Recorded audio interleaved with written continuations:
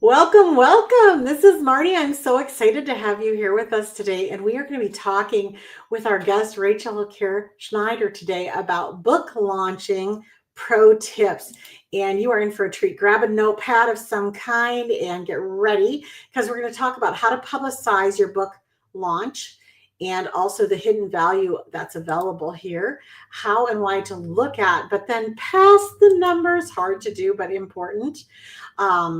Hang on. Oh, I got at the bottom of our list. That's why. We're going to talk about why planning a book launch takes longer than you think it should or could, how to choose a venue or venues that are perfect for your launch, the value of a theme, and how to narrow down the options. Also, how to think through the timing of your book launch to schedule your party for the best possible results, who to invite and involve in the planning process and to the party, how to publicize it, and the hidden values. Okay, now we're back to introducing our guest. I'm so excited to introduce you to Rachel Kerr Schneider. She is the author and inspirational speaker who shares her mission of reminding women of the supernatural superpower that resides in us in the form of the Holy Spirit.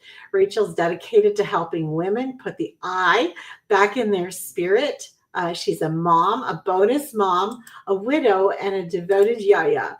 You can learn more about her over at spiritedprosperity.com and invite her to speak over at womenspeakers.com. I'm so excited to welcome you here. Hi, Rachel. Hello, Marnie. It's a pleasure to be with you today. Yeah, it's great to have you. And there's so many gals out there, guys too, but mostly we're talking to gals here, who have a book idea, who've maybe made it quite a way through writing it or even in the publishing process. And the launch is hanging over or coming there somewhere in the future. So thank you for being here to share this with us. So excited. And tell us about your most recent book. So, my first book, actually, The Widow Chose Red, was released on May 1st in conjunction with National ALS. Yes, so it's relatively new, and we had the actual launch party just last week. So this is a very timely broadcast, Marnie. Oh, well, I'm so glad to have you here. And as indicated, the book includes your story. Yes, it does. Yeah. Yeah, God's provision for you as you became a widow and what Yes. came after that. Yeah. And I'm so proud of you for writing it, and not easy to write a book like that. And so congratulations. Well, thank you. I appreciate that. Yeah. So this was your first book launch, and you learned some stuff. So I'm excited to just pick your brain about how that went. So first of all, why did you say it takes longer than you think it could or should? Well, I think well, writing a book always takes longer Yeah, than for sure that. and I think planning an effective event, Yeah. whether it's your wedding or your book release party, your book launch party, Mhm. it takes some time to think it through. And so it's very important to kind of figure out start with the end in mind. What is it that you really want to have happen from this event? Because we all love to get together and have a good time. Who Yeah, doesn't? But right. what is it that you really want to have had accomplished? Is it book sales? Is it publicity? Is it reaching out to influencers? Is it gaining more reviews? Yeah. It's all of that plus, but what's going to be the most effective use of your time in making that happen, and what's realistic in terms of expectations from the people that you're sharing this event with. I love that. And there's so many analogies, family related analogies with writing a book. I always think writing the book is like being pregnant, and then you get toward the end and you have the labor and delivery and the launch day. And now you got a new baby you got to take care of for a while. And you use the analogy of a wedding, planning a wedding. And it's so true that a book launch is a party. It's a party. And it does take some planning. You want to have the save the dates out at least 6 weeks in advance, at least, and even farther if you want to. It's kind of another family analogy is there are people after you have a child who learn that you had a baby girl, but they never knew you were pregnant. But the people who were closest to you knew from the very beginning. They were the first to know. So if you want your close circle of friends and family, your followers that follow you all the time, to really get excited about it, let them in on it early and include them in the process. So that's great. How did you choose your venue and why? So I am here locally in a suburb of Dallas, and I really wanted to. I've always been a supporter of small business, so I chose a local restaurant, independently owned. It was called Whistle Britches, which is kind of a throwback to my Southern upbringing. It Okay. had a lot of Southern food on the menu, and my husband and I frequent there after church, usually every Sunday. So I had developed a relationship, and I really wanted to bring people that might not normally come into that venue. I wanted them to come there. Nice. So that was, and it also took a little off of me in terms of having to make food or set up a space and bring in tables, Mhm. chairs, and all of that was already provided.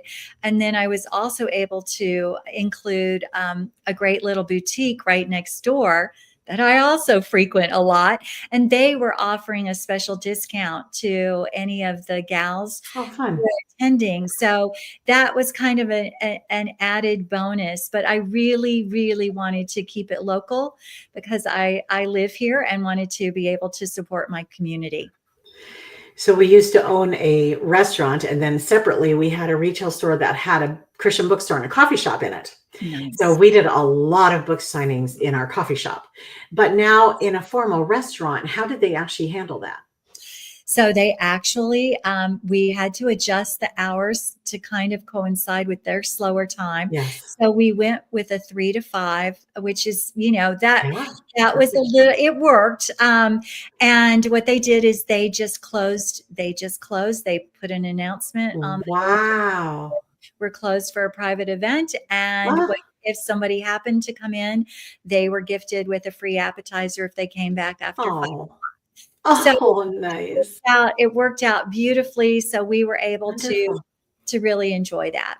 And then did your guests pay for their own food, or did you have some things that you had ordered in advance? I took care of You all of that. did. Okay. There was no expense, although I know there are people that do, will sell a ticket, Yes. and you can absolutely do that too. Mhm. This was just a party that I wanted to host, and we had I didn't get to eat anything because I was so busy. Well, that's good news. But I heard great reviews on all the food. I heard it was terrific. That's so fun. I love that. Another idea is a public library will often do a book signing. A Christian bookstore will do that for you, or a bookstore. Your church might want to host one. There's sometimes community rooms available. So there's all kinds of ideas of places, but you want to pick somewhere that you'll feel comfortable and you'll be excited about going and presenting your book there for the first time. Good. Okay, so themes, and this is kind of new to me, I have to tell you, Rachel. I don't know that I've been at a themed book signing, so I was curious what you thought about this. Here's what I'm finding is that I attend several networking events, and they have started to theme them in Mhm. terms of like Audrey Hepburn, come dressed with pearls Yeah. and breakfast at Tiffany's, or a floral. We're doing a floral theme or tea. Women love it. Women Mhm. love it. And if I It's had kind of thought, coming back around. It kind of went out for a while, but I think it's coming back around. I think, and everything does, doesn't it, Yeah, it Marnie? does. It does. Fashion, you name it, it all comes back Exactly. around. So Exactly. I think that in today's frenetic world, sometimes it helps focus. And so I did not have a themed event. I did wear red Okay. because the name of my book, but Yes, right. I was the only one. People did ask, should I wear red? And I go, well, unless you're a widow, Right. probably not. If you want So people to confuse you with me. That's exactly. funny. Exactly. But it is an idea, right? Yes, It is an idea. absolutely. But I do Mhm. think that theming is something that that can be a lot of fun, especially if you can find something that ties in with your book. And obviously, right, if there's something that ties in with the book, that's just so obvious then. My first book was a kitchen shortcuts book, and the two gals that hosted it, they actually surprised me. They invited to a bunch of gals to bring whatever they wanted to make from the book and bring it. So they were recipes from the book, which I just thought was so creative to think like that, right? And Yes. like I know chocolate related books are easy to have a theme around, but some books not so easy. So don't worry about that. If you have a theme, great. If you don't, it's probably more normal not to, but it Mhm. does add fun. And with the table decorations, boy, it makes it easy if you have a theme. So yeah. Yes. Okay, Mhm. scheduling your party. You've already talked about working with the restaurant, to get a time that can work for them. What were some other considerations you had? Well, the foreword of my book was written by Patty Aubrey, who was the author of Chicken Soup for the Christian Soul. Love it. And so I also was able to look at schedule with Patty, and she was Oh, actually able to be here in person. so great. So you may have someone who has written or contributed something special to your book, and they just might be another additional VIP that you could have at your Mhm. event. It was a lot of fun for me to be able to share, since my story is a memoir, for me to be able to introduce some of the people that I actually talk about in the book Mhm. to the rest of the readers who were there, so that now when they hear about my mother-in-law, Elaine, they've actually had the opportunity Met to meet her. her. So that might be a great, That's great beautiful. consideration as well. It's beautiful. Right. And you do want to take into consideration that you'll need time before and after to plan, and then also to follow up with people after. Mm. You don't want to just, think I'm free to go do everything normal the next day. You might need some time to do some follow up. So that's exciting too. Okay. How did you publicize this? Well, I used a couple of different methods. Social media, of course, being probably one of the first and foremost. I did have a press release drafted, and it did go out to several local media here, which was great. I didn't have any of them attend, but they were aware. And I used my ability to use my phone. I reached out to people with personal text and also with a personal video message. And I Mhm. did that 2 to 3 different times, because Mhm. what I found is that people don't necessarily RSVP. And so I really worked very hard to make sure that my count was accurate and that I did have a response from Mhm. everyone. But social media platforms, I also had postcards made up that I could hand out if I was at a doctor's office Great. saying I wanted to invite someone there. I had those postcards made up so I could pass those out as well. That's awesome. Yeah, so I think the hidden value that a lot of new authors especially miss in the book signing is the publicity. So all of those people who read a press release or saw something on Facebook or wherever, all of them who heard about it and didn't come to the book signing, there was value in it just by having them see it. We have to see things a few times, like a lot of times, typically before it has our name on it.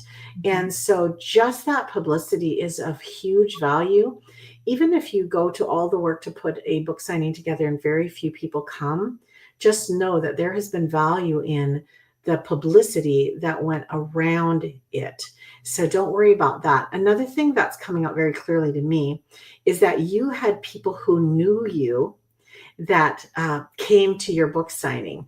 And one of the mistakes new authors make is they go to a different city where they don't know anybody and they do a book signing thinking a whole bunch of people are going to come.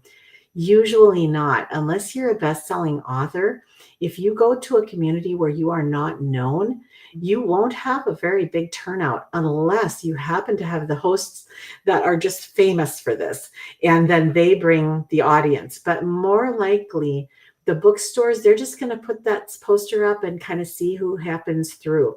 Mhm. So don't worry about the numbers as much as you pay attention to the opportunity that it's giving you there. And having said that, numbers are also important. And I always say it like this: every number is a soul, it represents an eternal being. And if you've written a book like yours, Rachel, that can really help people walk through the challenges that they face in life with Jesus and see him show up. I mean, every soul matters. So numbers matter, but it's not all about the numbers. You're absolutely right, Marnie. You're absolutely right. And of course, we'd all want thousands to turn out. Right.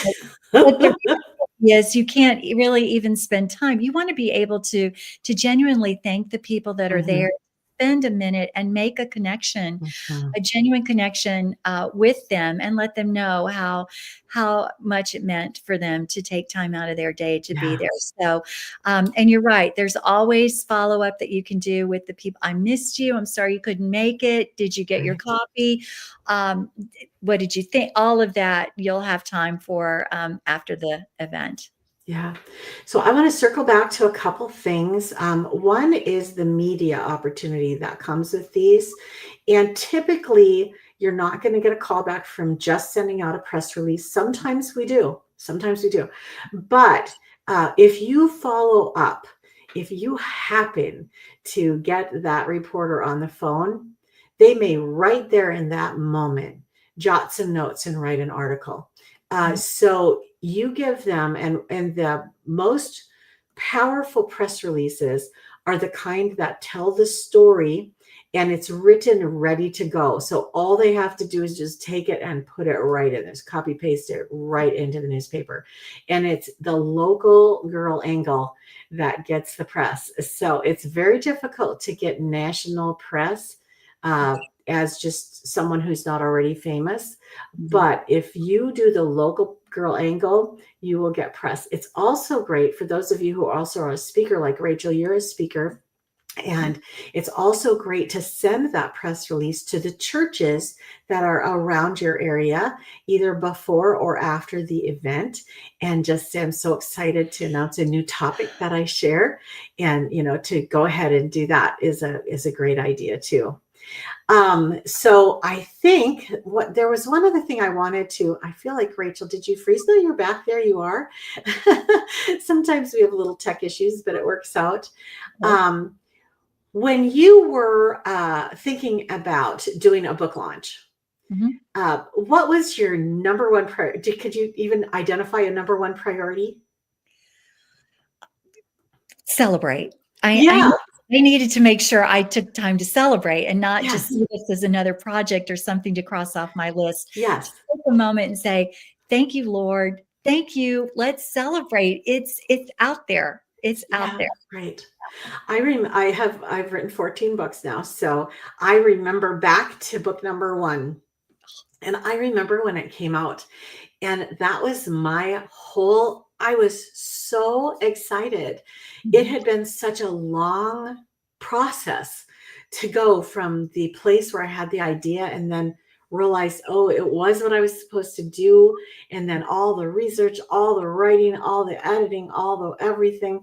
And then finally it's out. And I remember just inside, like I wanted to reach out to my youth pastor and I wanted to reach out to my Sunday school teachers from when I was young, and celebrate with everybody. It's kind of really, in a way, again, back to the family analogy, it's really a lot like a new baby in that this is one of the most important things that you've done in your life, that you've had happen to you, to be able to do this thing that so many people dream of doing and very few people, I mean, a lot of people get it done, but honestly, compared to how many people want to someday write a book, very few people actually get to that moment.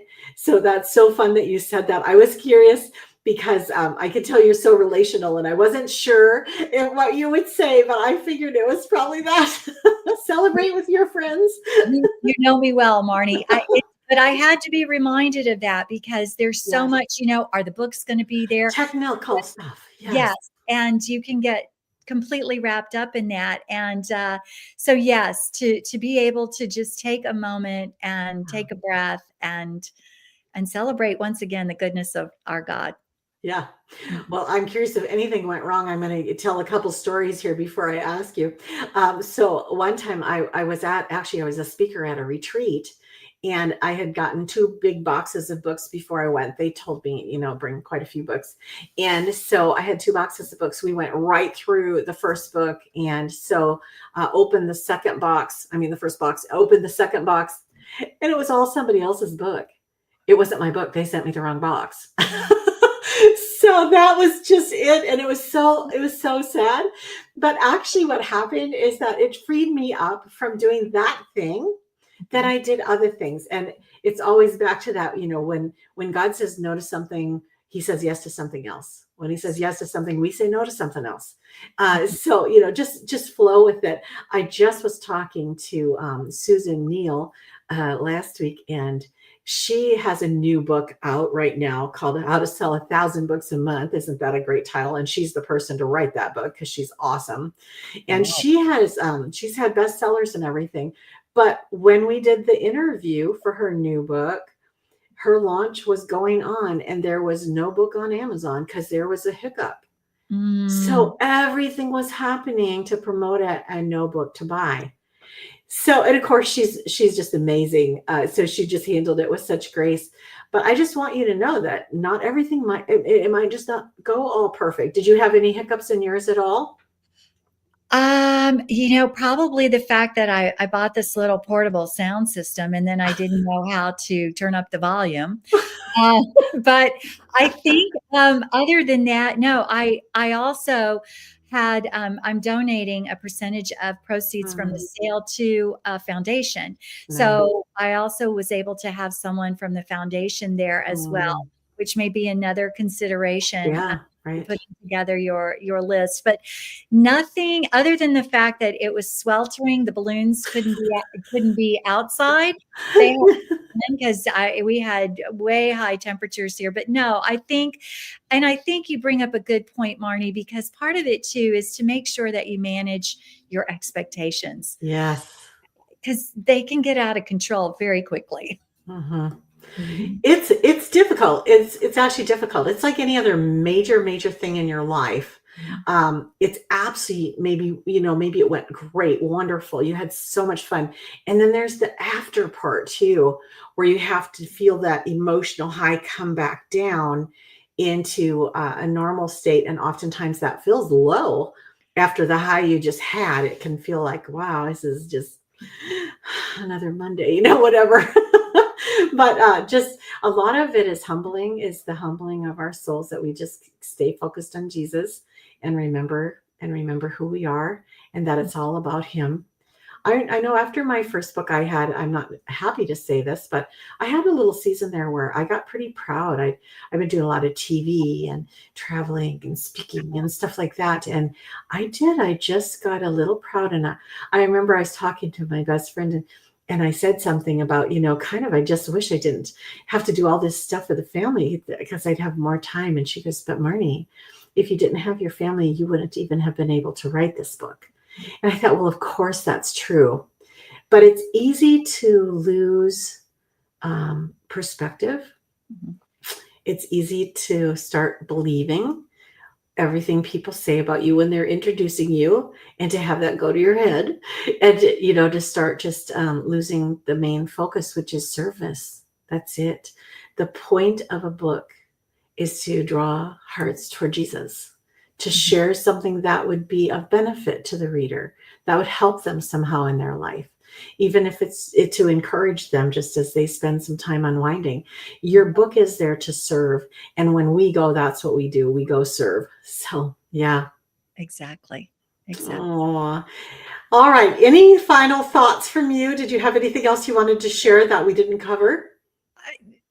No, I just, as you are getting ready to launch your book, just enjoy the process again because it's just another step in the journey. And I think Mhm. that's the important thing as you were saying, Marnie. You've still got more work to do. Hold on to that feeling of celebration, because you're going to need that when you hear the person on the other end of the phone go, no, we're not interested in talking to you, or no, we are booked for this event already, or Yeah. check back with us next year, or because those things are going. So just like you said, this is about a long-term message for our God. And so don't get sidetracked and don't get down if it all doesn't come together, but do celebrate and remember all those people who were there to celebrate with you Yes. when you launched your book into the world. I love that. I love that. Well, I'm going to do my new fun thing now. I get to ask you 3 questions. So question number 1, what's your favorite book? The one I just wrote, of course. That's awesome. All right.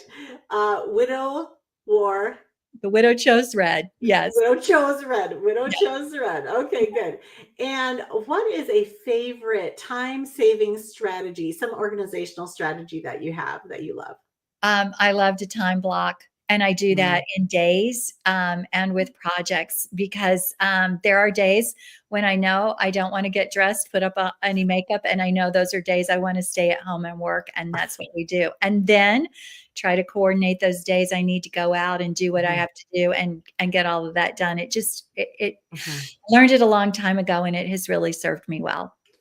I love time blocking too. And I do 20-minute quadrants, but before I start into a project, I decide how many 20-minute quadrants I'm doing. So maybe Excellent. 3, maybe 6, whatever. Yeah, like that. All right. And finally, do you have a favorite Bible verse? Yes, it's John 10:10. I have come to give you life, and to give you life more abundantly. Now, there is a part of that before that verse about the lion who comes to seek and destroy, or I think it's the lion who comes to seek and destroy. And yet Christ has come to give us life, and life more abundantly. And even when we're going through some difficult times, our life will be more abundant if we continue to trust and serve him. I love that. Love that so much. Well, thank you for being here. You guys want to be sure to go check out Rachel's new book, of course, and her website is spiritedprosperity.com. And what are they going to find when they get over there? They're going to find me. They're going to find the book. They're going to find some information about online programs, and they're going to just learn more about how to connect with other women, and how I just want to be able to be a resource to anyone who might need some additional support or inspiration as they're going through a difficult time. Okay, spiritedprosperity.com. Also, you're available to speak over at womenspeakers.com, Rachel Kerr Schneider. And Rachel, thank you so much for being here. Thank you, Marnie. It was a joy. And thanks, you guys, for joining us. I hope you have a wonderful rest of your day. See you next time.